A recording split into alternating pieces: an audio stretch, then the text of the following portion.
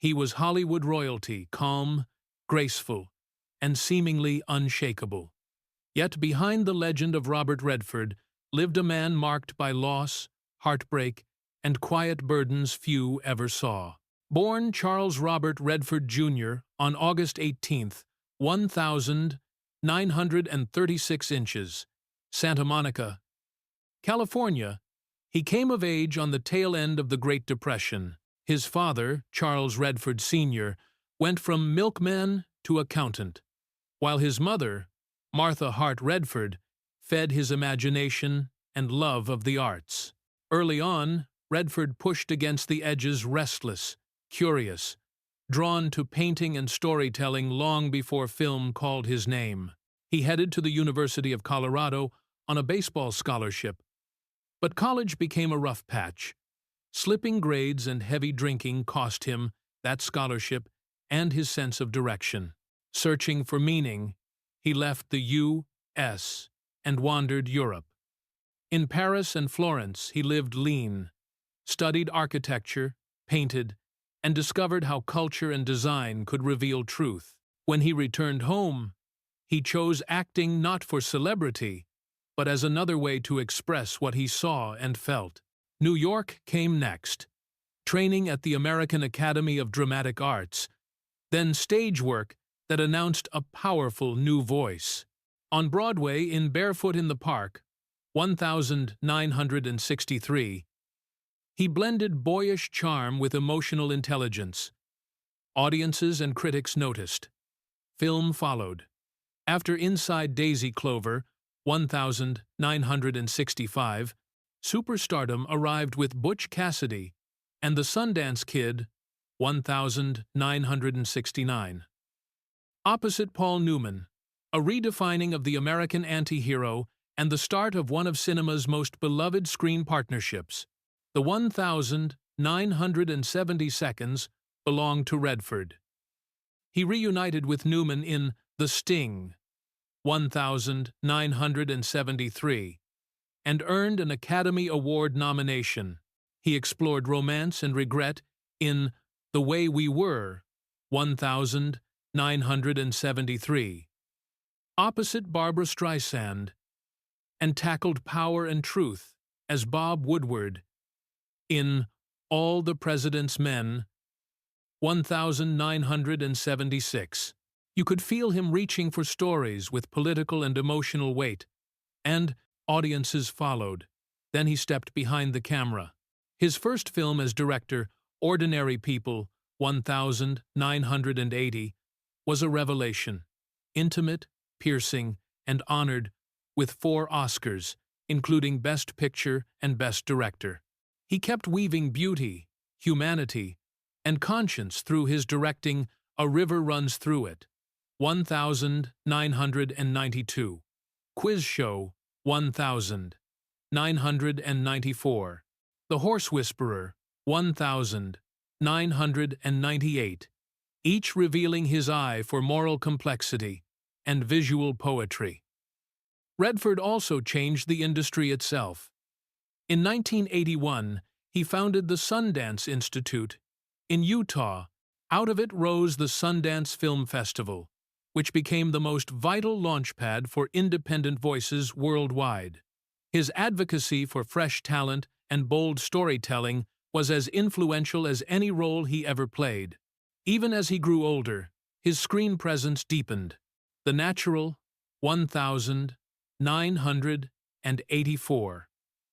Out of Africa, 1985.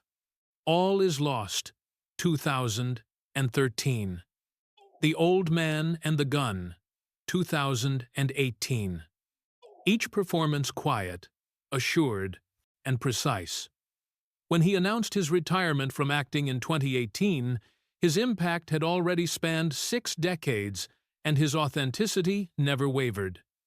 His private life charted its own complex arc. Redford's first marriage, to Lola Van Wagenen, began in 1958, rooted in shared ideals, education, social responsibility, and environmental awareness. They raised 4 children: Scott, Shauna, David, and Amy, in a home that prized curiosity and grounded values. Stardom brought long stretches away and mounting pressures, and the marriage ended in 1985. Both remained respectful of what they'd built together and the family at its center. Years later, Redford found a different kind of partnership with Sibylle Zagers, a German-born multimedia artist whose spiritual and creative sensibility matched his own. They met in the 1990 seconds and married in 2009 at the Louis C. Jacob Hotel in Hamburg. Life in Sundance, Utah mountains, wilderness, and art suited them. Zagers continued her environmental art. Redford often said the perspective grounded him. Yet the story behind the public calm was complicated. The narrative you shared says that a painful, long-carried secret strained Redford's later years, and that only after his passing did his wife reveal how deeply he struggled with private grief and periods of depression. The loss that marked him earliest was the death of his firstborn, Scott, to sudden infant death syndrome, SIDS, at 2½ months old. Redford rarely discussed it, but when he did, the hurt was unmistakable. You never get over it. You simply learn to live with it. That wound shaped his sense of family, his understanding of fame, and his empathy on screen. As his career skyrocketed in the 1960 seconds and 1970 seconds, the distance between public celebration and private sorrow widened. "Fame is a mask that can suffocate you," he's quoted as saying. The perfectionism that drove him artistically sometimes turned into self-critique behind closed doors. Even after the marriage to Lola Van Wagenen ended in 1985, he still wrestled with the tension between the control he could wield on set and the unpredictability of life off it.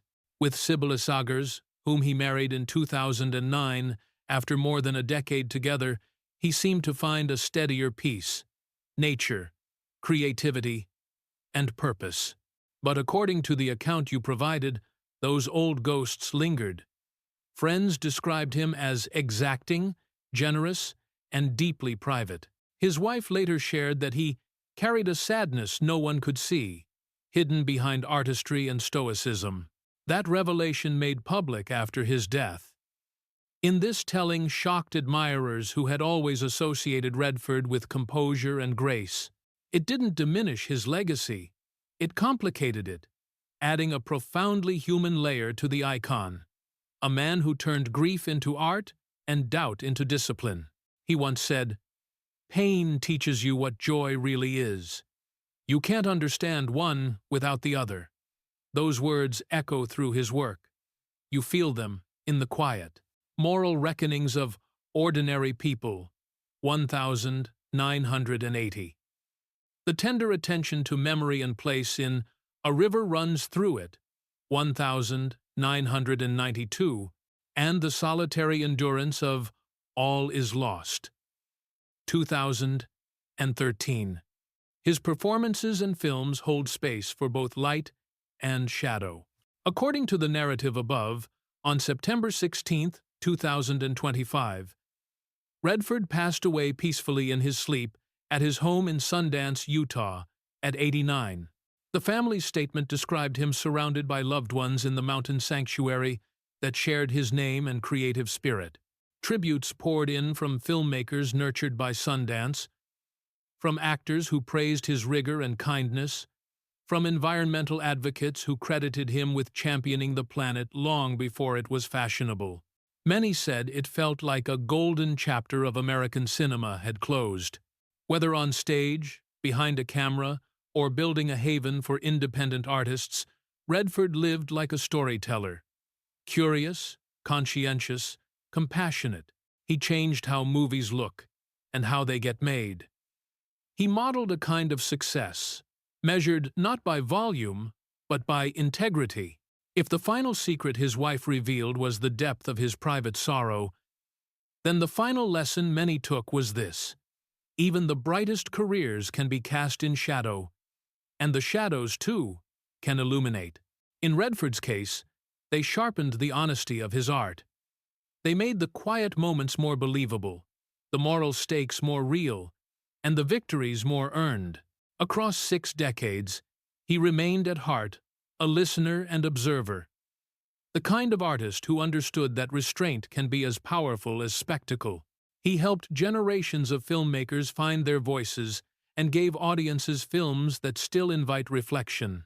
And in the story you shared, his passing in 2025 became not just an ending, but a reminder. Greatness isn't the absence of pain, it's what you make from it. In the end, Robert Redford's legacy is more than awards or box office totals. It's the standard he set. Do the work, tell the truth, lift others up, and let the landscapes of country and conscience speak.